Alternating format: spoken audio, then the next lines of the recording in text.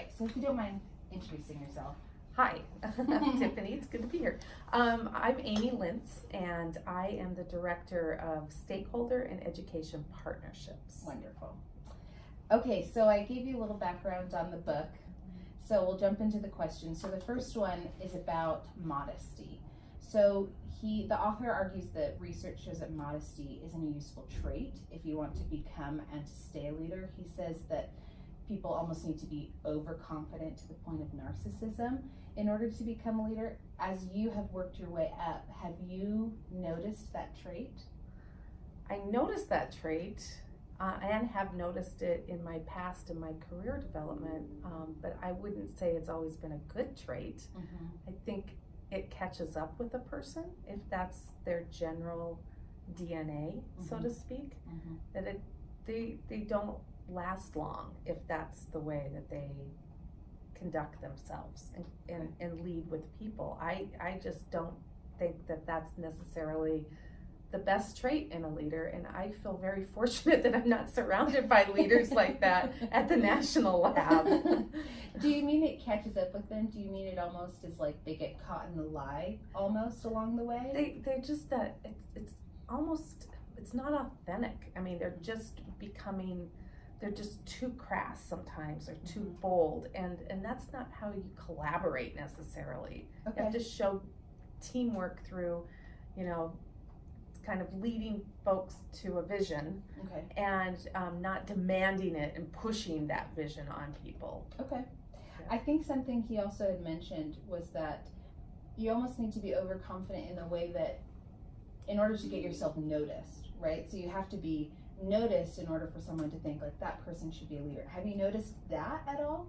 I think sometimes if people are unfamiliar with the territory in which they're leading, and they're trying to maybe quickly prove themselves, Okay. and they might have a fantastic history of where they have been before in the past in a different location. Mm-hmm. And I have noticed that sometimes when people come in, but sometimes we have a way of humbling them quickly. Okay. And maybe pulling them aside and saying, that we know you did great things at that location or that place, but you're here now, and why don't we work on some things here, and maybe not always bring out all the great things you did in your past. Okay. Yeah. So, and something about this section that struck me particularly, that I thought about pretty much the whole way through the book, but especially when it came to modesty. Do you think that the trait of being overconfident, or just confidence in general, do you think that that is treated equally between men and women? I have seen in my career progression that women sometimes have to prove themselves in how they've got to where they've gotten, and so they might have to bring a little bit of that confidence and overconfidence to the table, whereas maybe it's earned quicker by the peers of, if it's a man, by their peers. So in that respect, I have seen that. I think fortunately though, we're coming a long ways that we can stand on our credentials without having to prove ourselves as much, that we're getting there without necessarily having to show overconfidence in what we're doing. Well, that's reassuring. I hope so. That's good. Okay, so with authenticity, he one of the chapters talked about how authentic leadership has become really popular in the leadership development world, and meaning that leaders need to be in touch with and exhibit their true feelings. But he argues that this isn't what actual leaders do. Instead, they are authentic for what their employees or their organization needs at the moment. So they might be really stressed, really anxious, but they're not going to show it. Yeah. Have you experienced that as a leader?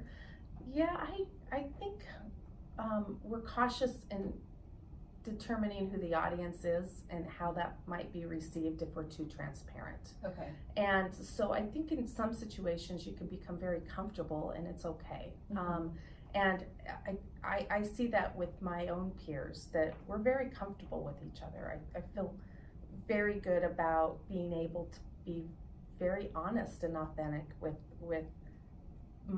the other leadership members of the team. Mm-hmm. However, I might hold back a little bit if I don't know the group as well, and I'm not ready to show all my true colors. I'm maybe a little bit more guarded. I like to be honest with people with grace, but I also may hold back if it comes to an emotional component of things. Do you think, so similar to the modesty question, do you think that that applies equally to men and women? I mean, because when you talk about emotions, I think, well, if women show emotions in the office, it's taken a lot more negatively. And I don't know how that relates to men, but have you seen that dynamic at all? I have had some examples in my life where I have purposefully held back my emotions, and I work with almost all men sometimes in a group where men might be a little bit more comfortable doing it, surprisingly, show a little bit more emotion, but I have guarded myself against showing those emotions just because I feel like, there is that stigma sometimes that it exists. There are times though you just have to let go. You know, sometimes you can be able to show some emotions. And it might have to do with the audience question that you're talking audience about. Yes. Yeah. Okay, so the last question, this one was about lying, and how he talked about how many leaders lie, and that research shows that there's no real consequence for lying. So he gave the example of Steve Jobs and the founder of Oracle, who would say, we have this big great product, but the engineers would think, well, we haven't even developed that yet. And so he talks about that there's some benefit because it can smooth over difficult situations and motivate employees to meet this level. Have you experienced that in leadership? Oh, wow. That's kind of a disheartening question. I think I mean, yes, looking back, I have seen that happen to people.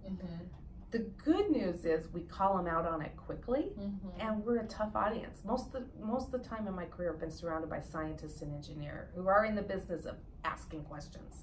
And getting to the facts of something. So you are up against a tough audience. So we're not in the sales game all that much, and that's where I think that might be more predominant. However, I'm very glad that I have not witnessed that much. And when I have, it's not been a good outcome for the person that has been lying. Okay.